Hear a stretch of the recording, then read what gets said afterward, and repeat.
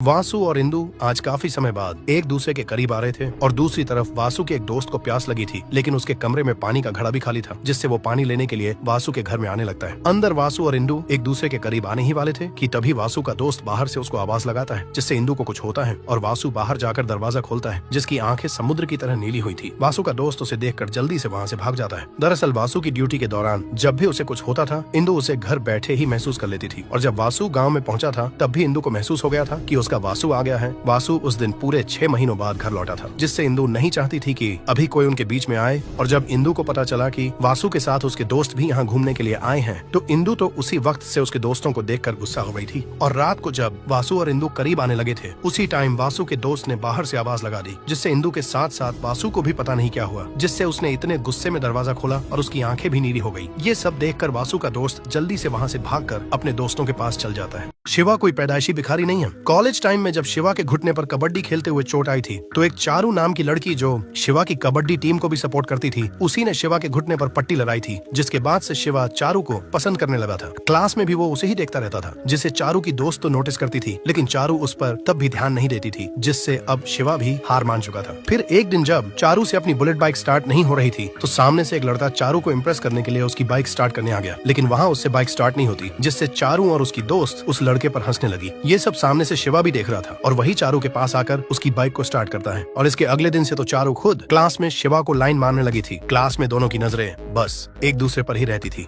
College में एक और लड़का भी है जो चारू को इम्प्रेस करने के लिए उसके पीछे पड़ा हुआ है, लेकिन वो लड़का चारू को प्यार की नजर से नहीं बल्कि बुरी नजरों से देखता रहता है। लेकिन वो मलेश नाम का लड़का चारू को भी बिल्कुल भी पसंद नहीं था, क्योंकि अब चारू भी शिवा के साथ रिलेशन में थी। क्लास में मलेश की इस हरकत से पूरे कॉलेज में चारू का मजाक बनकर रह गया था। जो बात जब चारू के लवर शिवा को पता चली, तो वो मलेश को अच्छा सबक सिखाता है। फिर कुछ दिनों बाद जब चारू घर पर अकेली थी, तो उसने शिवा को अपने घर पर आने वाले एग्जाम की तैयारी करने के लिए बुलाया था। लेकिन पढ़ाई के बीच ही वो दोनों पहली बार एक दूसरे के करीब आए थे, जिसके बाद से उनको रोज रोज की आदत लग गई थी, तब चाहे वो कॉलेज में हो या कहीं बाहर। फिर एक दिन रात को रोड पर शिवा और उसके कई दोस्त चारू का बर्थडे सेलिब्रेट कर रहे थे, तभी उनके पास पुलिस की कैंपर आकर रुकती है, और जो पुलिस वाला वहाँ गाड़ी से बाहर निकलता है वो और कोई नहीं बल्कि चारू का पापा था। चारू खुद तो वहाँ पर छिप रही थी, लेकिन उसके पापा शिवा और उसके दोस्तों को स्टेशन में ले रहे थे। लेकिन उसी वक्त चारू अपने पापा को कॉल करके उन्हें सब बता देती है कि ये सब मेरी ही बर्थडे पार्टी में थे, और उन्हें बोलती है कि प्लीज इन्हें छोड़ दो, जिससे चारू के पापा भी अपनी इकलौती बेटी की बात को मानते हुए उन सबको वहाँ से छोड़ देते हैं। आज चारू के पापा की रात की शिफ्ट थी, जिससे चारू शिवा को कॉल करके अपने घर पर बुलाती है, और शिवा भी वहाँ चल जाता है, जहाँ जाकर वो दोनों एक दूसरे के साथ फिजिकल हो जाते हैं। लेकिन शिवा अभी चारू के पापा के बारे में कुछ नहीं जानता।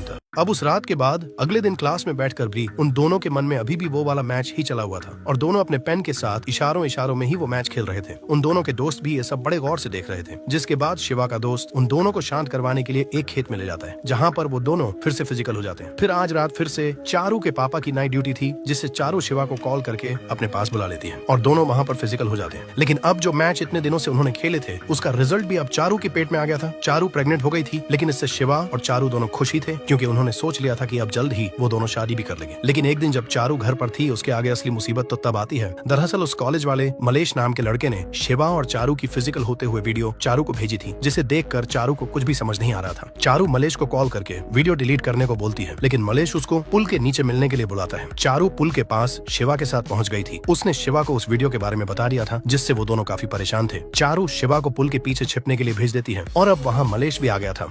रॉय दिन भर स्कूल को बंक करके बस अपने दोस्तों के साथ पूरा दिन मस्ती मारता रहता था। जब ये बात उसकी माँ को पता चली कि उसका बेटा दिन प्रतिदिन पढ़ाई में कमजोर होते जा रहा है, तो उसकी माँ उसकी ट्यूशन लगा देती है। रॉय अपनी माँ को तो मना नहीं कर सकता था, जिससे वो ना चाहते हुए भी ट्यूशन पढ़ने अपनी टीचर के घर चल जाता है। लेकिन वहाँ उसकी टीचर खुले बाल करके बैठी थी, जिससे वो डर कर घर चल गया और अपनी माँ को बोल दिया कि वो टीचर चुड़ैल है, किसी और जगह पर मेरी ट्यूशन लगवा दो। अगले दिन जब रॉय बाहर घूम रहा था, तो वहाँ उसकी ट्यूशन टीचर उसे पहचान लेती है और रोज ट्यूशन आने को बोलती है। फिर शाम को रॉय भी ट्यूशन पढ़ने टीचर के घर चल जाता है, लेकिन टीचर घर पर नहीं थी, इसलिए टीचर के घर वाले उसे वहीं बैठा कर रखते हैं। कुछ ही दिनों में अब रॉय को भी टीचर के पास ट्यूशन पढ़ना अच्छा लगने लगा था। उसकी ट्यूशन टीचर भी उसके साथ एक दोस्त की तरह रहने लगी थी। फिर एक दिन टीचर और रॉय को उसके दोस्त साथ में देख लेते हैं, जिससे उसके दोस्त भी अब उसे भाभी भाभी बोलकर चिढ़ाने लगे थे। हालांकि ऐसा कुछ असलियत में नहीं था, लेकिन इससे अब रॉय भी सचमुच में टीचर को पसंद करने लगा था। लेकिन अब उसकी टीचर की जॉब लग गई थी और वो मालदीव्स जाने वाली थी।